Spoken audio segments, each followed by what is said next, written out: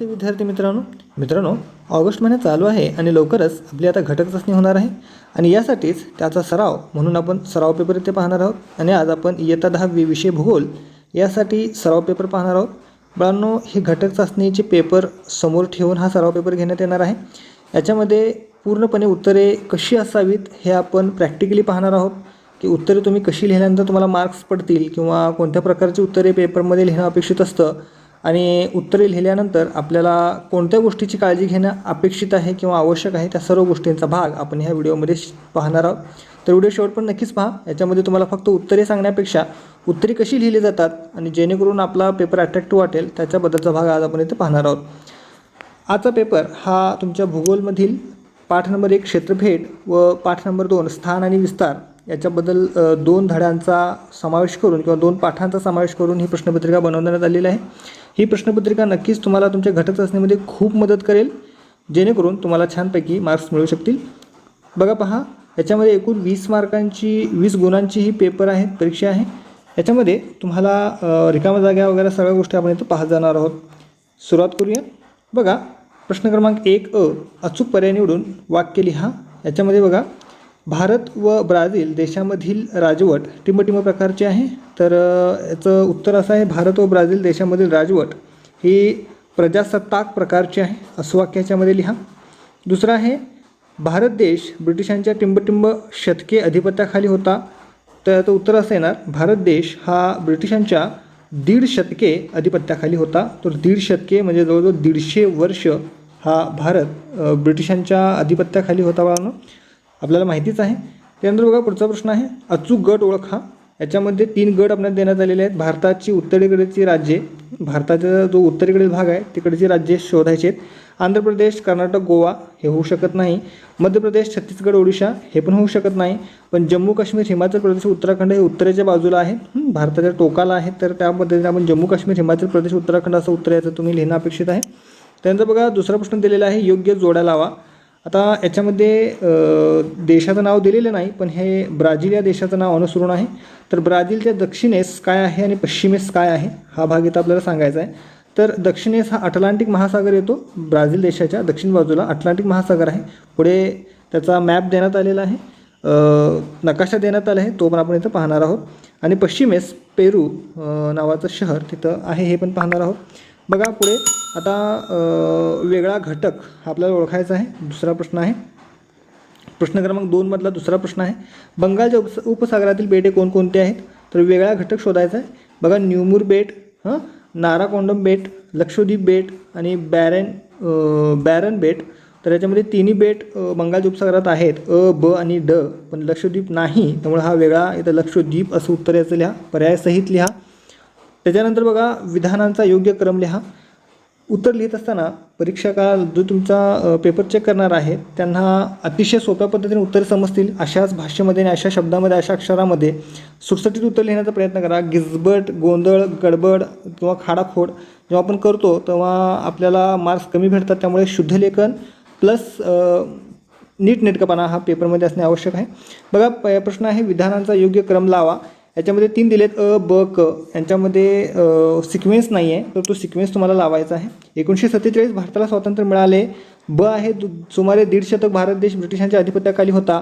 आणि क आहे, स्वातंत्र्योत्तर काळात पहिल्या 20 वर्षात 3 युद्धे व दुष्काळ यांना तोंड द्यावे लागले।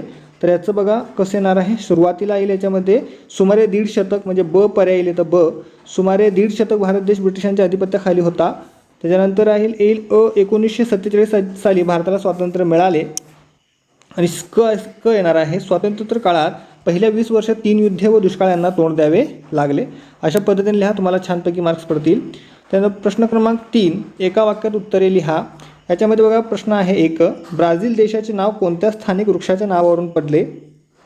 तर ब्राझील देशाचे नाव हे पाऊ ब्रासिल या वृक्षाच्या नावावरून पडले असेल लिहा, किंवा पाऊ ब्रासिल या वृक्षाच्या नावावरून ब्राझील देशाचे नाव पडले असं पूर्ण वाक्यात उत्तर लिहा, छानपैकी तुम्हाला मार्क्स पडतील। प्रश्न क्रमांक 2 आहे, नावे द्या याचे सर्वात दक्षिणेकडील टोक। तर हे तुम्ही तर आकृतीमध्ये किंवा नकाशात तुम्ही तर पाहू शकता। बघा, हा भारत देशाचा नकाशा आहे तुमच्या समोर स्क्रीनवर।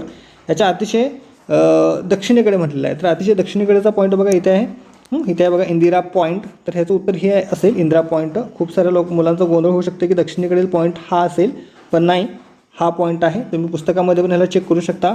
इंदिरा पॉईंट असं उत्तर याचं येणार आहे. ते भारतातच एक बेट आहे. सो त्याचं उत्तर तुम्ही इंदिरा पॉईंट असं लिहा. नंबर 3 आहे बघा, चूक की बरोबर ते लिहा. ब्राझीलचा रेखावृत्तीय विस्तार भारतापेक्षा कमी आहे, तर हे उत्तर बरोबर आहे. त्यानंतर प्रश्न क्रमांक 4 आहे, नकाशा आराखड्यात माहिती भरा व सूची तयार करा. तर आपल्याला इथे एक नकाशा देण्यात आलेला आहे, तो नकाशा पहा आणि या नकाशामध्ये तुम्हाला माहिती भरायची. आता इथं माहिती मी भरलेली आहे. हा जगाचा नकाशा आहे आणि याच्यामध्ये माहिती भरून सूची बनवायची. आता सूची बनवायची म्हणजे इथं खाली मी बनवलेली आहे. ॲज इट इज अशी सूची बनवण्याचा प्रयत्न तुम्ही करा. अशी सूची बनवायची आणि ह्याचे जे मी साईन केलेले आहेत किंवा याचे ते हे छोटे छोटे सिम्बॉल मी तयार केले आहेत. असे सिम्बॉल तुम्हाला तयार करणे अपेक्षित याच्यामध्ये आहे, जेणेकरून तुमचं उत्तर त्यांना समजून येईल. सो अशा पद्धतीने लिहा, तुम्हाला मार्क्स पडतील. आशा आहे तुम्हाला समजलं असेल. किंवा तुम्हाला स्क्रीनवर एक जगाचा नकाशा येईल. आता तुमच्यासमोर जगाचा नकाशा आहे, हा तुम्ही पाहू शकता. याच्यामध्ये साऊथ पॅसिफिक हा इंग्रजीमध्ये आहे. साऊथ पॅसिफिक ओशियन याचा अर्थ बघा, हा दक्षिण पॅसिफिक महासागर आहे. हा इथे आहे.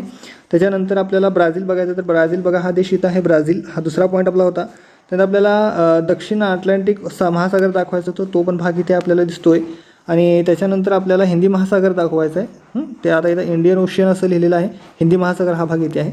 सो चारीचे चारी पॉईंट हे तुम्हाला अशा पद्धतीने इथं पॉईंट आऊट करायचे आहे. हा पहिला पॉईंट आहे, हा दुसरा, हा तिसरा आणि हा चौथा. असे 4 पॉईंट आपल्याला आपण इथं पाहिले. आपल्या आकृतीमध्ये किंवा जे आपलं मॅप मी दाखवलेलं होतं त्या मॅपमध्ये पण ह्या गोष्टी अशाच पद्धतीने आहेत. सो याला असंच लक्षात ठेवा, जेणेकरून तुम्हाला छानपणे मार्क्स पडतील. आणि याचा अभ्यास डीपमध्ये करा. सोपा भाग आहे, पण आपण जर लक्ष दिलो तर हा खूप सोपा आहे.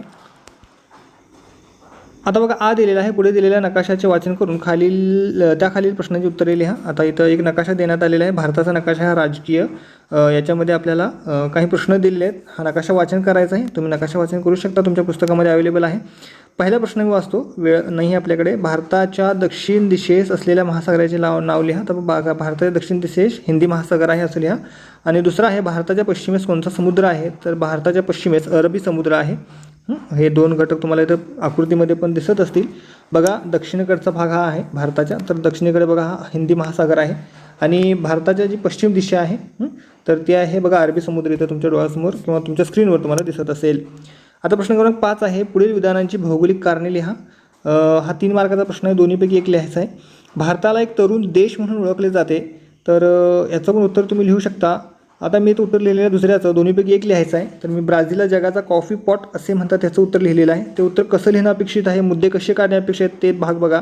ब्राझील देशाचा जागतिक अर्थव्यवस्थेत खूप मोठा वाटा आहे. ब्राझीलला जगाचा कॉफी पॉट म्हणतात कारण. आता त्याच्यानंतर असे पॉईंट्स करा, जेणेकरून तुमचं उत्तर सुटेबल वाटेल, छान वाटेल. जगातील एकूण कॉफी उत्पादनापैकी सुमारे 40% कॉफीचे उत्पादन ब्राझील देशामध्ये होते. नंबर 2 आहे, ब्राझीलमध्ये नैसर्गिक हवामान व पर्यावरणीय प्रक्रिया कॉफी उत्पादनासाठी अतिशय योग्य आहे. नंबर 3 आहे, ब्राझीलमधून कॉफीचा सर्वाधिक निर्यात केली जाते. वरील कारणामुळे ब्राझीलला जगाचा कॉफी पॉट असे म्हटले जाते. थोडक्यात 3 मार्काचे प्रश्न, 4 मार्काचे प्रश्न असतात. तर सुरुवात थोडीशी करावी, प्रस्तावना आणि त्याचं समारोपण करण्यात यावा, थोडा तर असावा आणि पॉईंट्स असणार आहेत. मुद्देसूद तर असली तर बाळांनो मार्क्स पडतात. ह्याच्यामध्ये आणखी एक महत्त्वाच्या घटकांना आपण जसे की आपण इथं म्हणून नैसर्गिक हवामान याला अंडरलाईन करू शकता, पर्यावरण प्रक्रियाला अंडरलाईन करू शकता, सर्वाधिक निर्यात केली जाते त्याला अंडरलाईन करू शकता, जेणेकरून तुम्हाला मार्क्स हे छान पद्धतीने पडू शकतील. इयत्ता 10वीला आहोत आणि 10वीला असताना आपल्याला अशा काही ट्रिक्स वापरणे किंवा आजमावणे हे खूप गरजेचं असतं. आता बघा, पुढचा आहे प्रश्न क्रमांक 6, पुढील प्रश्नांची सविस्तर उत्तरे लिहा. याच्यामध्ये पण दोन्हीपैकी एक लिहायचे आहेत. आता इथं मी उत्तर लिहिलेलं आहे, क्षेत्रफळाची आवश्यकता स्पष्ट करा. हा भाग मी तो लिहिलेला आहे. बघा, एक लिहिलेला आहे, म्हणजे पहिल्या प्रश्न उत्तर लिहून एक लिहिलेलं आहे मी. तर क्षेत्रफळ ही भूगोल अभ्यासात अतिशय महत्त्वाची गोष्ट आहे. क्षेत्रफळाची आवश्यकता पुढील कारणाने स्पष्ट होऊ शकते. नंबर 1, क्षेत्रफळीत नेहमी टीम वर्कची गरज असते.